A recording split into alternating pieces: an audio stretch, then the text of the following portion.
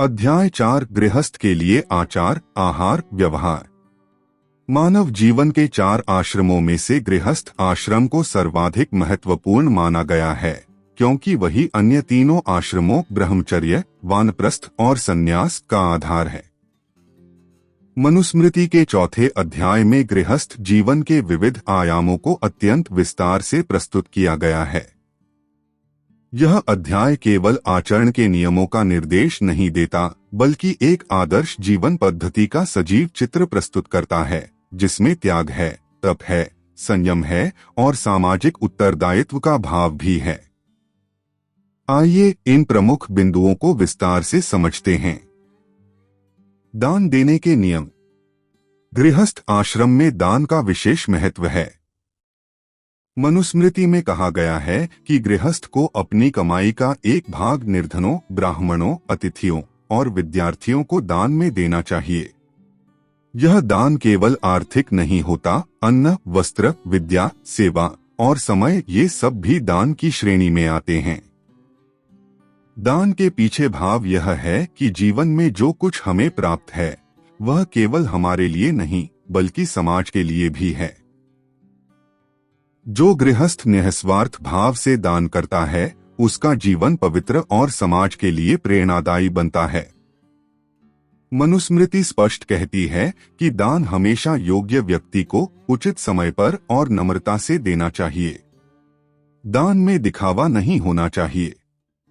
अहंकारयुक्त दान व्यक्ति को पुण्य नहीं, बल्कि पाप की ओर ले जाता है। दान देते समय मन में यह भाव होना चाहिए कि यह मेरा कर्तव्य है, न कि मैं बहुत बड़ा दानी हूँ। यही विनम्रता दान को पवित्र बनाती है।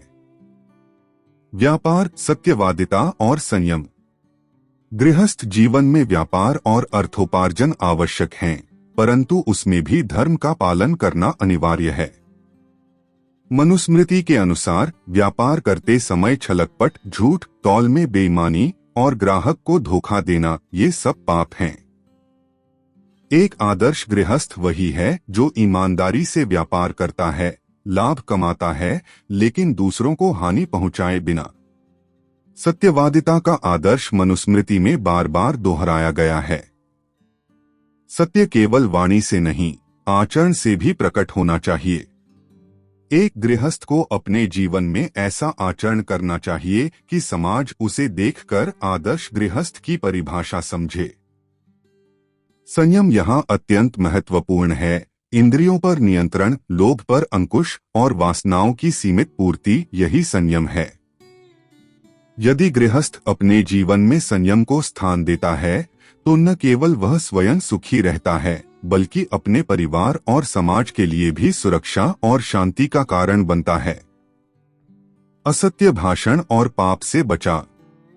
मनुस्मृति में असत्य भाषण को गंभीर पाप की श्रेणी में रखा गया है। विशेषकर झूठ बोलकर किसी निर्दोष व्यक्ति को हानि पहुंचाना, किसी का अपमान करना या न्याय से वंचित करना, ये कर्म केवल सामाजिक अपराध नहीं, बल्कि आत्मा के पतन का कारण भी हैं। गृहस्थ को अपने वचनों में सच्चाई रखनी चाहिए, वह जो कहे वही करे। वाणी में मधुरता हो, पर उसमें झूठ का लेप न हो। पाप से बचने के लिए संयमित जीवन आवश्यक है। मनु कहते हैं, काम, क्रोध, लोभ, मोह और अहंकार ये 5 शत्रु हैं जो मनुष्य को पतन की ओर ले जाते हैं। यदि गृहस्थ इनसे स्वयं को बचा ले, तो वह मोक्ष के मार्ग पर अग्रसर होता है।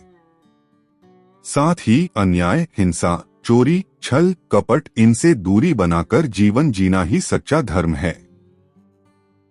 संयमित जीवन की महिमा। संयमित जीवन केवल किसी तपस्वी का आदर्श नहीं है, गृहस्थ को भी अपने जीवन में संयम लाना चाहिए। भोजन में संयम, नींद में संयम, भोग में संयम, यही संतुलन है। मनुस्मृति कहती है कि जो व्यक्ति संयमित जीवन जीता है वह दीर्घायु होता है, रोगों से बचता है और मानसिक शांति प्राप्त करता है। ऐसा व्यक्ति न केवल अपने लिए, बल्कि अपने परिवार और समाज के लिए भी वरदान बन जाता है। गृहस्थ आश्रम में रहकर भी संयम, सेवा, दान, सत्य और धर्म के मार्ग पर चलना, यही मनु का आदर्श गृहस्थ है। वह न तपस्वी है न त्यागी, फिर भी उसका जीवन तपस्वियों जैसा है, क्योंकि वह हर दिन छोटे छोटे यज्ञ करता है, परिवार की सेवा का, समाज के लिए योगदान का और आत्मा की शुद्धि का। यही अध्याय 4 की आत्मा है, एक आदर्श गृहस्थ का जीवन निर्माण करना, जो बाहरी रूप से सामान्य हो पर भीतर से आध्यात्मिक हो। यही वह विचारधारा है जो आज के समय में भी अत्यंत प्रासंगिक है। जब भौतिकता का आकर्षण बढ़ रहा है, तब मनुस्मृति का यह संदेश संयम ही शक्ति है, सत्य ही धर्म है और सेवा ही सबसे बड़ा तप है, हम सबके लिए मार्गदर्शक बन सकता है।